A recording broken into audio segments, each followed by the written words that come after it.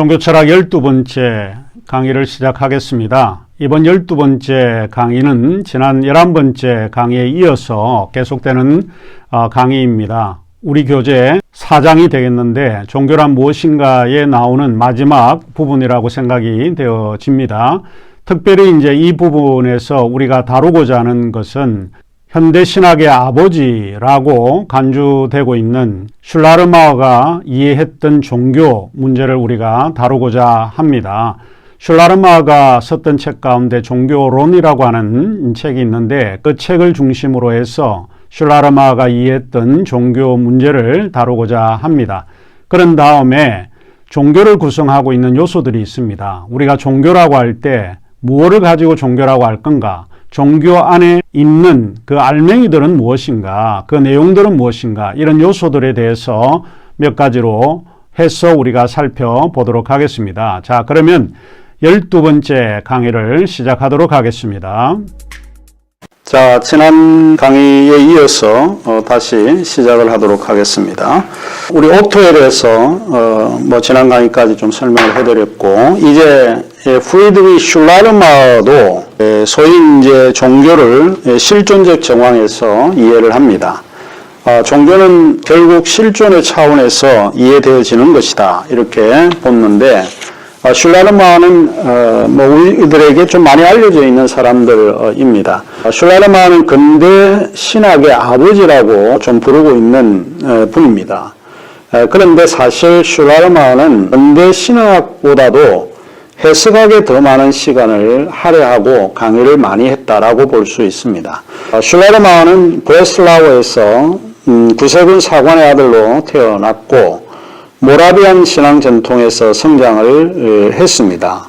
그가 일평생 세 가지 것을 중요하게 여겼는데 예수에 대한 헌신, 또 공동체의 생활과 학문 탐구, 경건주의 교육, 이런 것을 굉장히 일평생 중요하게 여겼는데 이것이 어디서 나왔는가 하면 그가 종교를 시작했던 모라비안 그런 학교 전통에서 배웠던 것입니다.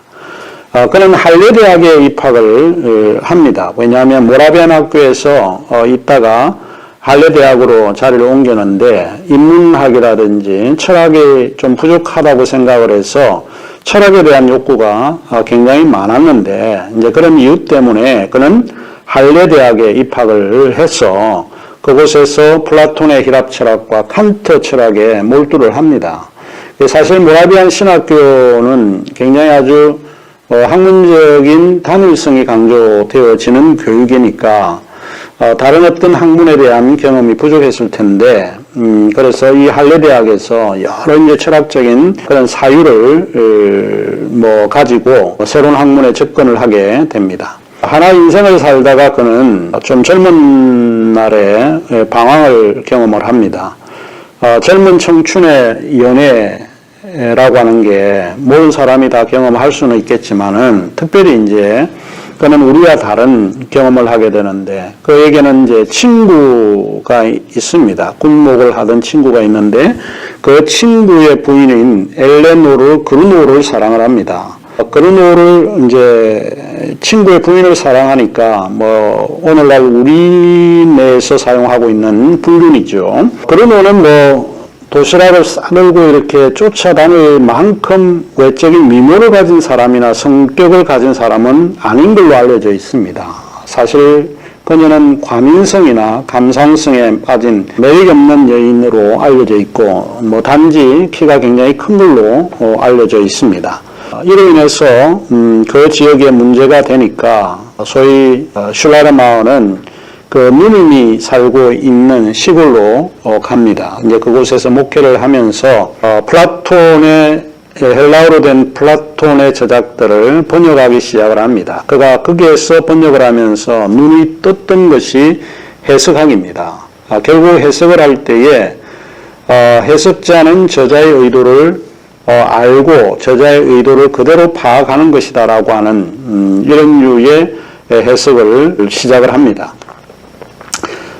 그러는 중에 1810년에 베를린 대학의 신학부 창설입니다. 신학부 창설과 함께 교수로 부임을 합니다. 이제 신학부가 없었는데 그 베를린 대학의 신학부를 만들려고 슐라르마어를 컨택트를 하죠. 그 슐라르마어가 이 대학의 교수로 초대 교수로 이제 오게 되는데 이 대학에는 이미 유명한 교수 한 분이 계셨습니다. 그 사람이 일명 헤겔이라고 하는 철학인데 헤겔이라는 사람인데 헤겔은 뭐 당대에 벌써 유명한 철학입니다. 철학자입니다. 그런데 그가 가지고 있는 생각과 헤겔의 철학이 서로 이제 마찰을 일으키게 되는 것입니다. 헤겔은 이성이라고 하는 데서 근거해서 절대 이성을 강조하는 그런 건데 슐라르마어는 뭐 종교를 그런 이성으로 보지 않기 때문에 사실 헤겔과 생각을 달리 하고 있다라고 보는 거죠. 슐라르마어는 이성에 근거된 사유의 헤겔적 생각을 감정적 신앙의 사유로 생각하는 반면에 슐라르마어는 신앙의 감정, 느낌을 굉장히 중시합니다. 그리고 조금 전에 이야기를 했지만 현대 신학의 아버지로 사람들에게 알려져 있고 그렇지만 그보다 더 중요한 것은 해석학에서 중요한 공헌을 한 신학자로 더 알려져 있다라고 볼 수 있습니다. 이제 그가 성장했던 곳이죠. 브레슬라우 대학, 할레 대학. 이제 그가 모라비안 학교에서 옮겨갔던 대학에서 철학과 칸트 이런 거를 공부를 했던 학교이기도 합니다. 자, 그러면 간단하게 슐라르마어의 자유주의 사상을 조금 공부를 합니다. 보통 우리가 신학에서 자유주의 그럴 때 슐라르마어, 뭐 트웰치, 하르낙 뭐 이런 류의 사람들을 자유주의 사상가라고 이야기를 합니다. 이유는 뭐 근대 이후에 나타나기 때문에 비판적이고 계몽주의 합리성이 많이 이제 드러나 있던 그런 시대 배경을 가지고 있기 때문에 그런 거가 이제 성경을 해석을 할 때 그거를 간주하기 때문에 이제 자유주의 사상이라고 보통 부르는 것입니다. 그런 신학은 인간의 자의식에 대한 반성이다 그런 거죠. 보통 신학이라고 할 때 계시 신학 하나님으로부터 출발을 하는데 슐라르마어가 볼 때 인간이 가지고 있는 자의식에서 성경을 보거나 사물을 이해한다라고 보는 거죠. 자유주의가 뭔지 대충 이제 여러분 이해하시겠죠. 자유주의라고 하는 결국은 계시에서 출발하는 것이 아니라 인간의 자의식에서 출발을 하고 있다라고 이제 보는 것입니다. 그가 부정하고 있는 것 중에 하나가 사유의 해결성에 대한 위험을 부정합니다. 이게 왜냐하면 사유가 하나다 획일적이게 되면 학문성이 발전하지 않습니다. 학문성을 제외하고 다양한 학문적인 그런 영역을 부정하게 된다라고 하는 것입니다. 당시 신학의 사조는 자연 종교라고 말하고 있는 이신론에 의해 영향을 받고 있었습니다. 슐라르마어는 이 이신론의 이성적 합리성의 방식을 거부합니다. 그럼 자연 종교나 이성 종교를 배격을 하고 계시 종교를 받아들입니다. 그런데 이 계시 종교는 앞에서 인간의 자의식을 부정하지 않는 계시 종교를 이야기를 합니다. 그러니까 조금 구분하기 위해서 계시라고 하는 말을 슐라르마어는 사용을 하고 있습니다. 이는 헤겔의 절대 이성으로서의 종교에 대한 반대 입장으로 그는 소위 자연 종교나 이성 종교를 배격하고 있다라고 하는 것을 이해해 볼 수 있습니다. 자, 그러면 여기에서 이신론이라고 하는 게 나오는데 우리 5장에 가면 세계관을 공부를 하게 될 때 이신론이 나오게 되겠지만 여기 간단하게 좀 설명을 하자면 이신론은 신을 긍정하는 세계관입니다. 그런데 내재적인 측면에서의 신이 아니고 초월적인 그런 측면에서의 신을 강조를 합니다. 이신론은 자연 법칙이나 규칙을 정해놓은 하나님의 통치 방식이 강조가 됩니다. 하나님이 이 세계를 너무 완벽하게 창조해 두었고 그리고 신이 이 세계에 없어도 자연 법칙에 따라서 세계가 통치되고 돌아갈 수 있게 하셨다는 겁니다. 이런 이제 사상을 믿었던 사람이 유명한 과학자 알베르트 아인슈타인이 이 이신론의 하나님을 믿었다는 것입니다. 그는 우주의 법칙들이 존재하고 그 법칙이 완전하기 때문에 스스로 이 우주가 돌아갈 수 있게 되었다라고 하는 사실을 믿었습니다. 그가 했던 말 가운데 유명한 말인데 알버트 아인슈타인은 신은 우주에 주사위 놀이를 하지 않는다라고 보는 거죠.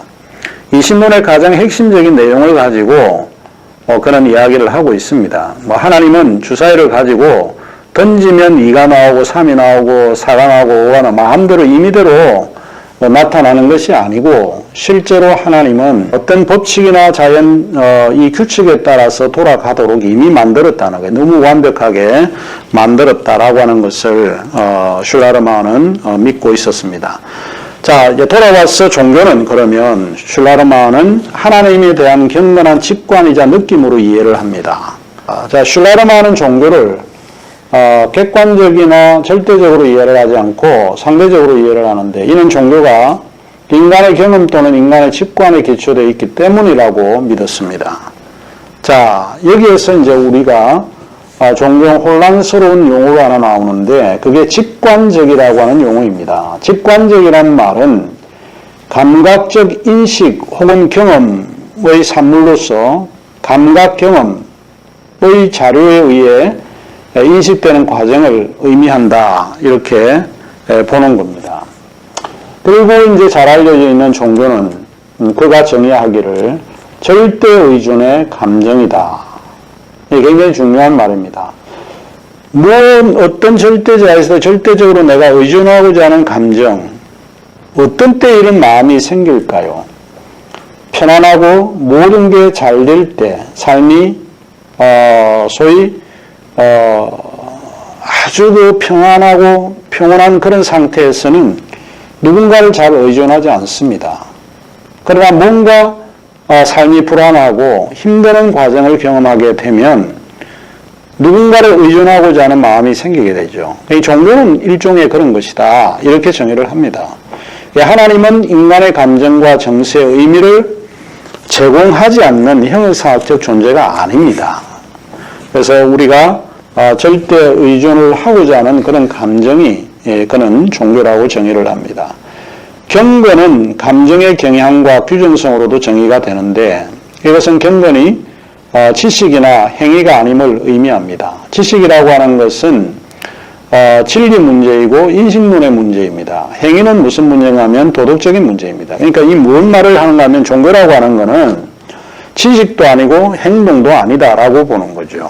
그래서 일종의 감정과 같은 것이다 라고 주장을 합니다. 이제 그가 쓴 책 가운데서 이 이야기를 조금 하고 있습니다. 종교란 지식이나 행위가 아니며 형이상학이나 도덕 혹은 또 이 둘 형이상학과 도덕의 합성물도 아니다 이렇게 주장을 합니다. 이것은 거의 종교론 175쪽에 나오는 내용입니다. 자, 그 다음에 이제 우리가 세 가지 종교에 대한 유해를 좀 바라봤고, 그러면 이 종교를 구성하는 것은 뭔가? 어떤 것을 구성하고 있는가 하는 것입니다. 첫 번째로 종교는 믿음의 대상인 신 개념을 갖습니다. 신 개념이라고 하도 되고, 절대자 혹은 궁극적 실존이라고 하기도 합니다. 종교는 있는데 어떤 절대자가 없으면 안 되겠죠. 그래서 종교를 구성하는 본질적 요소가 요 신의 개념입니다. 모든 종교는 저마다 자신의 절대적인 신을 가정하고 있고 그것을 통하여 삶의 가치관이 결정이 됩니다. 이제 종교에 있어서 신은 그들의 삶의 방식과 관련되어 있기 때문에 어떤 신을 믿는가 하는 것이 그들의 가치관에 영향을 미치고 있습니다. 이것이 결국에는 종교적 실천으로 이어지는 가교 역할을 할 수 있습니다. 기독교 전통에서 보자면 신과 또 힌두 전통의 신이 동일하지는 않습니다. 많은 사람들이 어느 종교든 신의 개념이 동일하다고 말하지 않습니다. 하지만 그렇게 말하는 것은 제가 볼 때 옳지 않다고 보는데, 왜냐하면 신의 개념은 신앙 공동체를 통하여 행동 강령의 방식이 서로 다르기 때문에 그렇습니다. 뭐 예를 든다라고 하면 불교의 절대자는 세계보다 적극적인 참여를 요구하기보다는 인간의 본성의 측면을 조금 절제하고 주어진 삶을 극복해 가도록 가르치는 그런 세계를 이야기를 합니다. 그러니까 좀 세계에 대처하는 방식을 보여준다고 보는 거죠. 반면에 기독교신은 보는 사람마다 좀 다르게 이해가 되겠지만은 세계보다 적극적으로 대처하는 방식을 제공한다 보는 거예요. 따라서 신의 개념은 어쩌면 그 신앙 공동체의 중거틀이자 행동의 근거가 될 수 있다 하는 것입니다.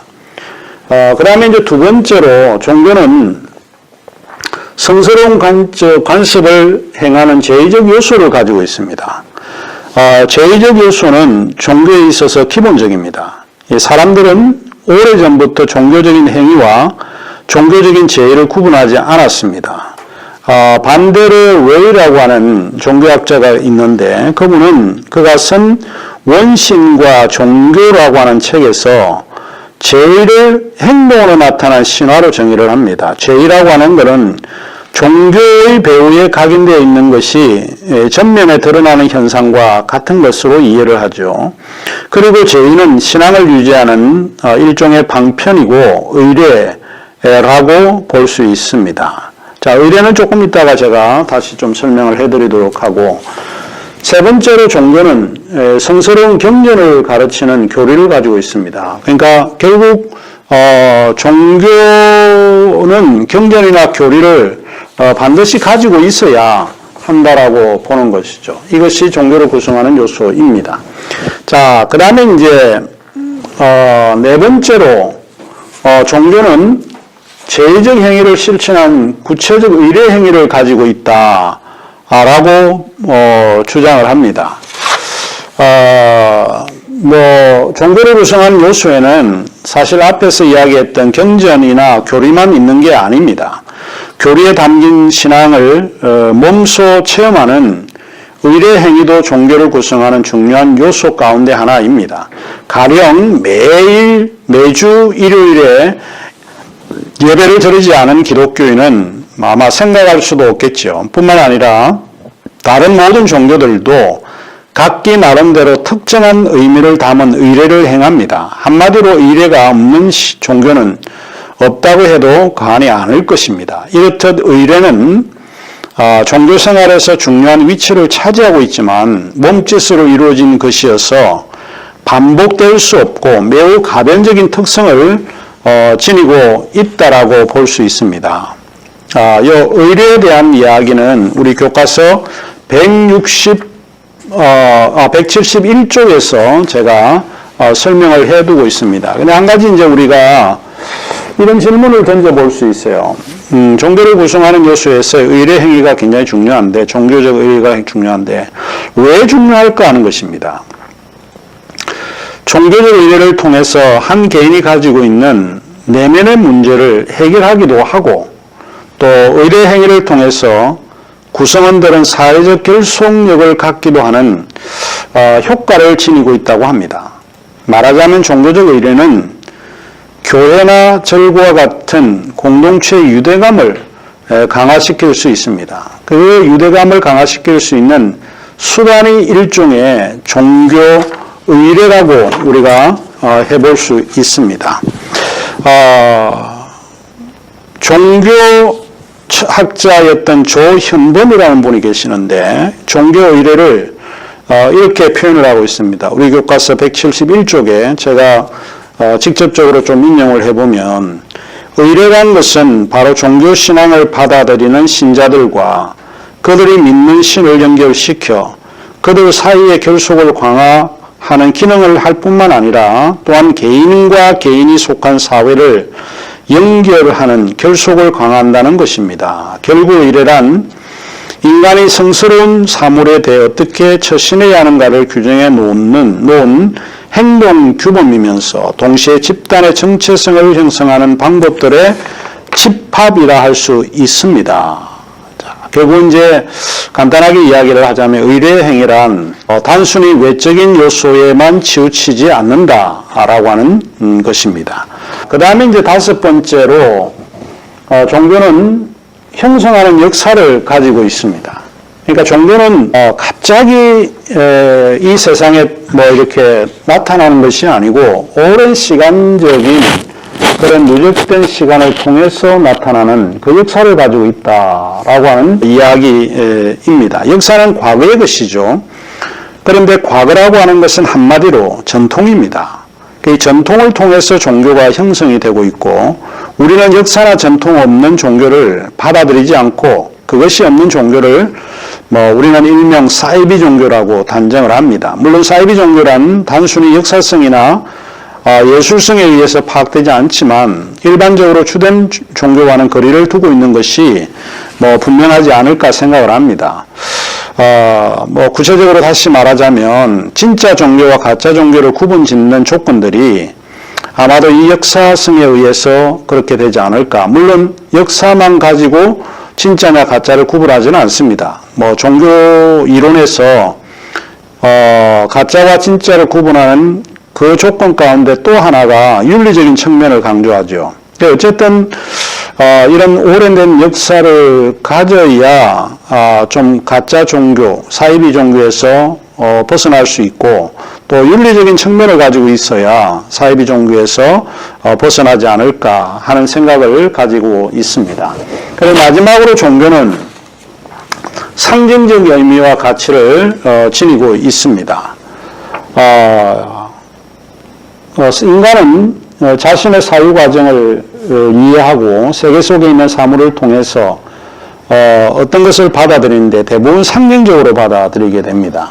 이 종교는 상징의 수단을 통해서 삶을 추구를 합니다. 십자가, 성경, 묵주, 잠 등은 종교의 상징에 해당이 되죠. 우리가 십자가나 십자가에 관한 노래를 부르게 되면 마음이 짠하고 뭉클하게 됩니다. 이유가 분명합니다. 그는 상징인데도 불구하고 그 상징이 우리에게 의미를 주고 가치를 제공해 준다라고 부르죠. 올림픽 경기 때에 태극기를 올리면서 소위 우리의 국가에 대한 노래를 부르게, 국기에 대한 노래를 부르게 되면 엄청 우리가 뭉클해집니다.